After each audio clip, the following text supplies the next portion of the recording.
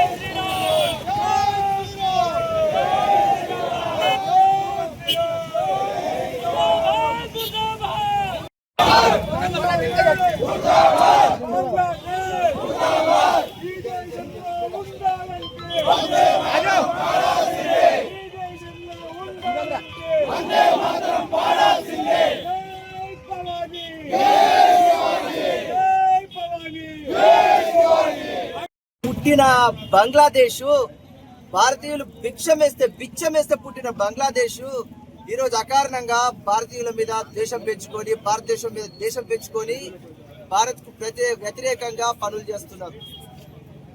వీళ్ళకు ఎందుకు ఈ రోగం అంటింది? పాకిస్తాన్ నుంచి వాళ్ళకు స్వతంత్రం ఇప్పించింది మన మీద ఆధారపడి బతుకుతున్న బంగ్లాదేశ్ ఈరోజు మన మీద ద్వేషం పెంచుకొని, భారతీయుల మీద ద్వేషం తెచ్చుకొని, భారతదేశం మీద ద్వేషం పెంచుకొని అక్కడ ఉన్న హిందువులను అకారణంగా చంపి పాడేస్తున్నారు. ఇది ప్రపంచమంతా ముక్త ఖండంతో ఖండించాల్సిన విషయం. ఈ రోజు అందరు సెక్యులరిస్టులు ఓ చిన్న విషయం జరిగితే, అన్య మతస్థుల మీద చిన్న విషయం జరిగితే, ఏదన్నా చిన్న దాడి జరిగితే ప్రపంచమంతా ప్రచారం చేసుకుంటూ తిరిగే ఈ సెక్యులరిస్టులు అంతా ఇప్పుడు ఎక్కడ చచ్చిపోయినరు? బాలీవుడ్, హాలీవుడ్, టాలీవుడ్, బాలీవుడ్ వీళ్ళంతా ఎక్కడ చచ్చిపోయినరు? ఇప్పుడు ఒక్కడు మాట్లాడతలేడు. ఇట్లాంటి దాడుల్ని ప్రతి ఒక్కరు, ప్రతి మతస్థులు, ప్రతి వారు, ప్రతి ప్రపంచంలో మానవుడు అంటూ ప్రతి ఒక్కడు కూడా ఇట్లాంటి దాడులను ఖండించాలి. హిందుస్థాన్ జిందాబాద్, భారత్ మాతా కీ జై. సరే, హిందువుల మీద దాడులు జరిగితే, హిందువుల మీద అన్యాయం జరిగితే వాళ్ళని తీసుకొచ్చి ఏ పక్కన కూర్చున్నా ఇక్కడ భారతదేశంలో గట్టిగా ఉన్నాడు ప్రధాని గారు. వాళ్ళ మీద ప్రతి దాడులు తప్పవు. ఏ మూలన ప్రపంచంలో ఏ మూలన కూడా హిందువుల పైన దాడులు జరిగితే ఈరోజు ఒక బంగ్లాదేశ్ లో ఒక కేవలం దళితుడు హిందూ అనే నేపంతో అక్కడున్న ప్రభుత్వం దాడులకు పురుగొల్పింది. అక్కడున్న గుండాలు, కొంతమంది సెక్యులరిస్టు అని చెప్పుకునే గుండాలు దాడి చేసి చంపడం జరిగింది. ఈరోజు వాళ్ళకి హెచ్చరిక చేస్తున్నాం. ప్రపంచంలో ఎక్కడైనా సరే హిందువులకు వ్యతిరేకంగా పనిచేసినా, హిందువుల మీద దాడులు చేసినా ప్రపంచంలో భారతదేశంలో ఉన్న ప్రతి పౌరుడు స్పందిస్తాడు.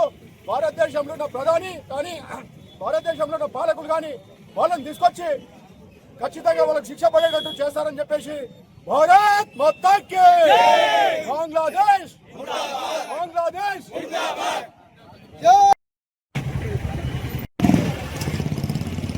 రాత్రి